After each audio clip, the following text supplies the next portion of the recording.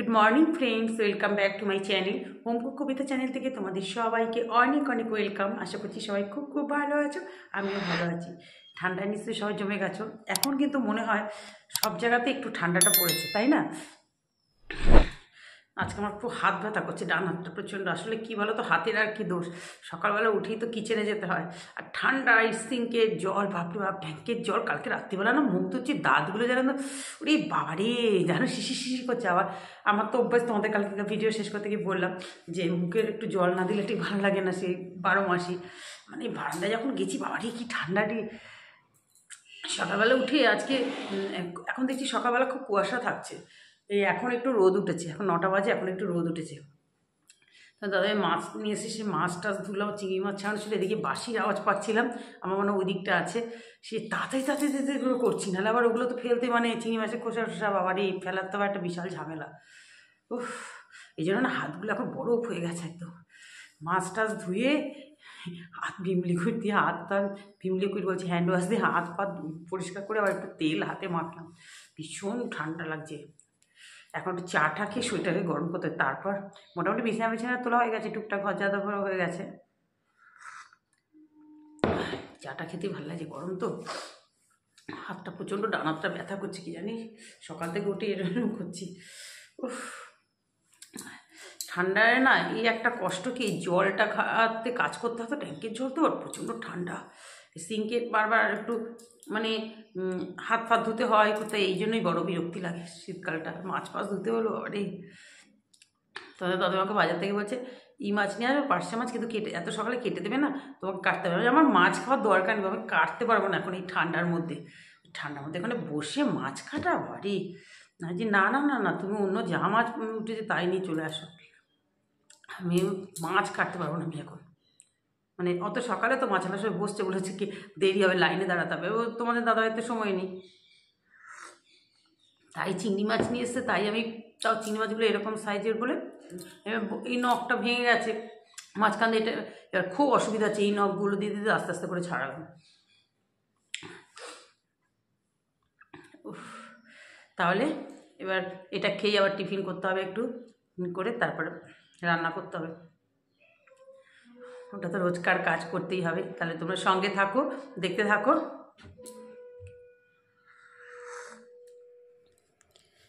এই দেখো, টিফিনের জন্য একটু বেগুন ভেজে নিচ্ছি, এই রুটি খাওয়ার জন্য। একটু তরকারি আছে, বাঁধাকপির তরকারি, আর একটু একটু বেগুন ভাজা দিয়ে রুটি খেতে আমার বেশ ভালো লাগে। মেয়ে না হলেও চলে, মেয়ে অতটা পছন্দ করে না, কিন্তু আমার বেগুন ভাজা দিয়ে রুটি খেতে খুব ভালো লাগে। গরম গরম বেগুন ভাজা হবে আর রুটি, এই জন্য একটু বেগুন 3 পিস ভেজে নিলাম। মেয়ে যদি খায় ওকে 1 পিস দেবো, আমি 2 পিস নেবো, আর একটু বাঁধাকপি তরকারি নিয়ে নেবো, বাস টিফিনটা সকালে বেশ ভালোই হয়ে যাবে। আর কয়েকটা রুটি করে নেবো। এবার দেখো তেলে মাছগুলো ছেড়ে দিচ্ছি, এগুলো শার্টিন মাছ বলে। মাছগুলো বেশ সলিড মাছ হয়। আমার মেয়ে না এই মাছ খেতে ভালোবাসে, কারণ কাটা থাকে না তো, মাঝখানে একটা কাটা, এই জন্য মাছটা বেশ একদম সলিড পাওয়া যায়। এই জন্য মেয়ে আবার এই মাছটা খেতে খুব পছন্দ করে। ও কাটা মাছ একদম খেতে পছন্দ করে না। এই ইলিশ মাছ যেমন মেয়ে খেতে চায় না, কাটা বলে। আগে তো গন্ধ গন্ধ করতো, মানে ইলিশ মাছের গন্ধটা শ্যুট করতো না, ডিম পর্যন্ত খেতো না ইলিশ মাছের, বমি করে দিত খেলে। তা এখন তো এখন খালি বেছে বেছে দিলে বলবে কাটা কাটা। যাই হোক, মাছগুলো বেশ কড়া করে ভেজে নিলাম। এবার কড়াতে সাদা জিরে ফোড়ন দিই, মানে সাইডেই দিয়ে দিই। মাছ যখন ভাজা হয়ে আসে তার সাইডে একটু দিয়ে দিই। এদিকে রুটি করে নিচ্ছি, দেখো 2 হাত চালাতে হচ্ছে। ননস্টিকের চাটুটা মানে একদম শেষ অবস্থায় চলে আসছে, মাঝখানে এটা উঠেই গেছে। ওটা এখন রুটিই করি, আর এমনি চাটুটা রেখে দিয়েছি।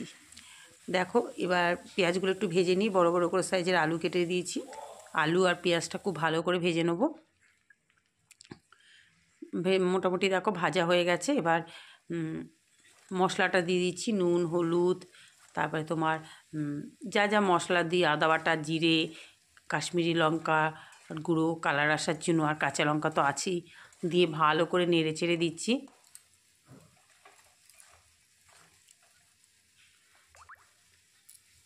মোটামুটি দেখো কষানো হয়ে গেছে।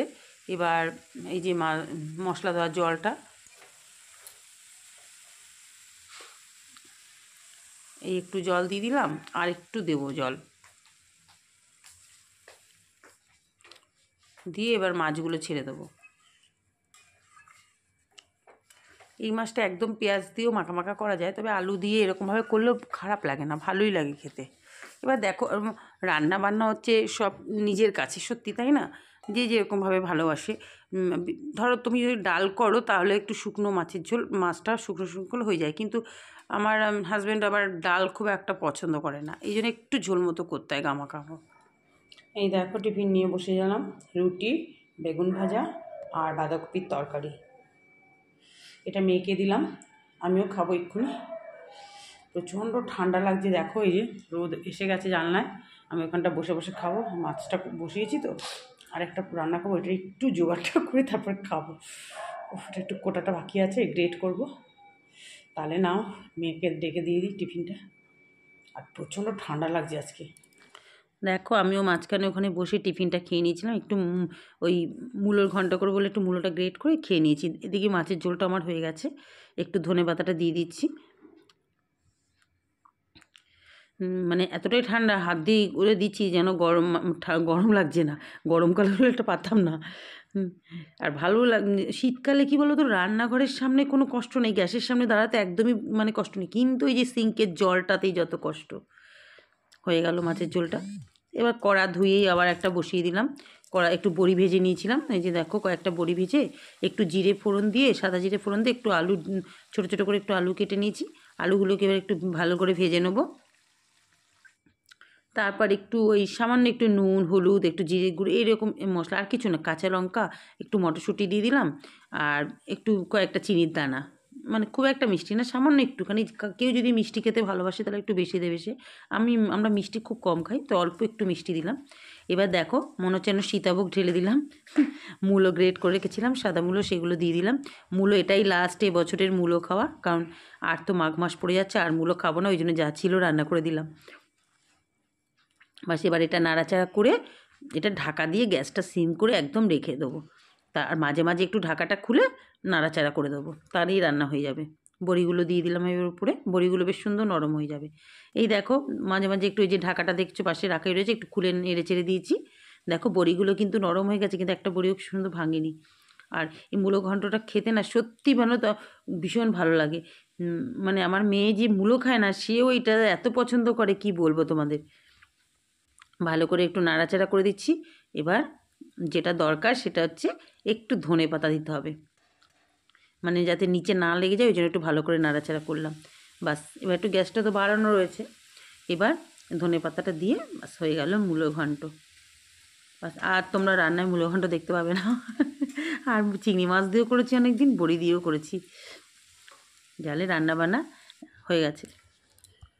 দেখো রান্না হয়ে গেছে, গ্যাস ট্যাস মোছা হয়ে গেছে। এখানে জানলা দিয়ে খুব হাওয়া দিচ্ছে, এক্ষুনি জানলাটা বন্ধ করে দেবো। বেসিন টেসিন সব পোচা হয়ে গেছে, পরিষ্কার হয়ে গেছে। দেখেছো এটা ফুরিয়ে এসছে, এই জন্য পড়ে যাচ্ছে। এই যে এখন রোদ এসছে, এই যে বাসন টাসনগুলো শুকিয়ে গেছে। ওই জানলায় মেয়ে স্নান করতে ঢুকবে, তারপর ওই জানলাটা এসে বসবে। মানে বসবে কি, যা হাওয়া দিচ্ছে না, রোদ আছে কিন্তু হাওয়া দিচ্ছে, ছাদেও হাওয়া দিচ্ছে, তবু রোদটা আছে তো তবু ভালো লাগছে। ঘরের ভিতরে যেন বেশি ঠান্ডা লাগছে, জানলার এখানটা বসলে তবুও ভালো লাগছে। চল একটু বসবো এখন এখানটায়। পুজো দিয়ে ছাদে রোদে দাঁড়িয়েছিলাম, এত রোদ ছাদে, এত ভালো লাগছিল, কিন্তু না, খেতে দিতে হবে তো মেয়েটাকে, মেয়ে বাড়িতে রয়েছে।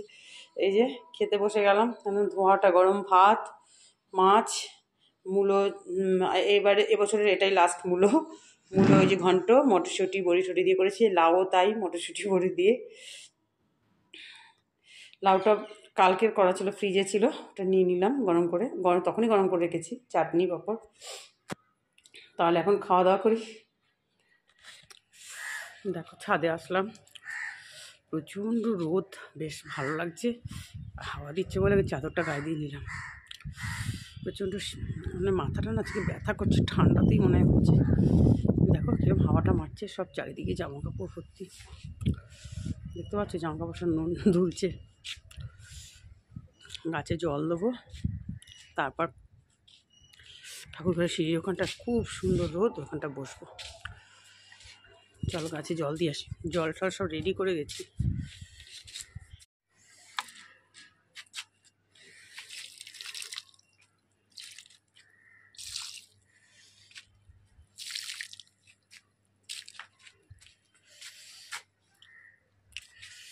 নিজের হাতে মানে লাগানো গাছে যখন ফুল ফোটে তার সত্যি আনন্দটাই আলাদা।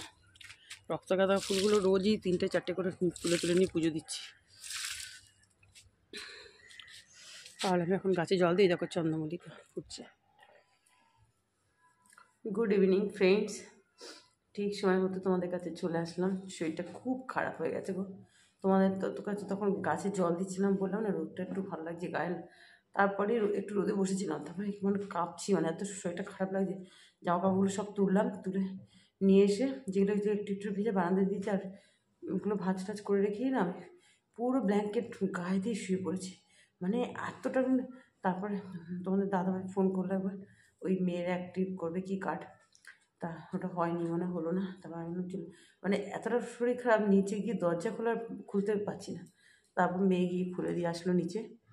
আমার দাদা এসে থার্মোমিটারটা দেখলো মানে 100 ছুঁই আমাকে বললো, মানে বাথরুমে গেছি, মানে একটু পায়ে জল দিয়েছে, সন্ধ্যেটা তো দিতে হবে, মানে কাঁপছি, এসে আবার শুয়ে পড়েছি। তা বললাম না, আমাকে তো শুলে চলবে না, একা সংসারে যা হয়। তারপর সন্ধ্যেটা দিলাম, দাদাভাই বারণ করছিল যে ছেড়ে দাও আজকে, আমি দিতাম না, আমি দিচ্ছি। আমাকে বলছিল শো, আমি চা করেছি, কোনোদিন করেনি চা, আমি বললাম না করতে হবে না, আমি কারণ বাজার টাজারগুলো নিয়ে এসছে আসার সময়, ওই ভেজিটেবলস সমস্ত কিছু, তারপরে নারকেল নিয়েছে একটা, ওই ইসের জন্য নারকেল, তারপরে পাঁপড় টাপড় সব নিয়ে এসছে, সব টেবিলে পড়েই ছিল, এতক্ষণ এই গোছালাম আমি। মানে একা সংসারে খুব কষ্ট হয় গো, এই যখন শরীরটা খারাপ করে। এই এখন আমি একটু লিকার চা করে নিলাম, ভালো লাগছে না একদম, একটু লিকার চা, কারণ চাটা এই জন্যই উঠলাম করতে, ওষুধ খাবো এখন। খুব কষ্ট হচ্ছে, মানে মাথাটা ভার হয়ে গেছে পুরো। চাটা খাবো। ওদের কালকে কেক বানিয়েছিলাম না, খেতে তোমাদের তো বলতেই ভুলে গেছি, ভীষণ তোমাদের দাদাভাইয়ের খুব ভালো লেগেছে, মেয়েরও খুব ভালো লেগেছে। আমি মেয়েকে বললাম ওখানে তো রাখা আছে, তুই করে সাঁটালি আসছে। ও কিন্তু দোকানের এমনি বাপুজি এসব কে খাবেই না, ও আমি করলে এগুলো খাবে, বাদামগুলো আর এগুলো, ও না বা এটা হাসির কথা, বাদাম খেয়েছে, কাজু বাদাম খেতে চায় না, এমনি চিনি বাদাম খায়। আমি জন্য এই বাদামগুলো ঘরে ছিল, এই বাদামগুলোই দিলাম, কিশমিশগুলো তুলে দিলাম, আমায় দিয়ে দিল, কিশমিশ খায় না। তা ও কেকটা নাকি খুব হয়েছে, আমি খুব ভালো হয়েছে, আমি আচ্ছা। কিন্তু কালকে খুব সাধারণভাবে করেছি, আর খুব মানে দায়সারাভাবে, যে সন্ধ্যেবেলা মেয়ের টিফিনে কী দেওয়া যায়, এবার তো 25 ডিসেম্বরে করিনি, তাও আবার চকলেট পাউডার ফাউডার ছিল দিইনি, আর ভালো লাগছিল না, দূর আবার করো। তখন দাদাভাই বলছে খুব ভালো হয়েছে, বিশ্বাস করো কবিতা, খুব খেতে ভালো লেগেছে। আমি যাক, খেয়ে ওরা ভালো করেছে, এটাই শান্তি আছে। আবার মিষ্টিও নিয়ে এসছে, দেখলাম ফ্রিজে মিষ্টি রাখা নিয়ে এসছে, সন্ধ্যেবেলা ওগুলো টিফিন দেবে। তোমাদের দাদাভাই মিষ্টি কী বলো তো, এমনি শুধু শুধু খাবে, মানে টিফিনে ওই মুড়ি টুড়ি একটু পেঁয়াজ টেয়াজ দিয়ে এসে মেখে দিলে, চানাচুর খুব একটা দিই না, কয়েকটা মানে দান ছাড়া আর কিছুই দিই না, ওই ধনেপাতা পেঁয়াজ একটু লেবু রস এইসব দিয়ে মেখে দিলেও ভালোবাসে। আজকে তো আমার আর শক্তি নেই, নিজেই হয়তো নেবে। আমি ওষুধটা খাবো বলেই চাটা খেতে উঠেছি। তারপরে কি বলো তো, শুয়ে থাকলে তো চলে না, আমি না যতক্ষণ পারি করে যাই। মাথাটা ব্যথা করছে, প্রচণ্ড মাথা ব্যথা করছে।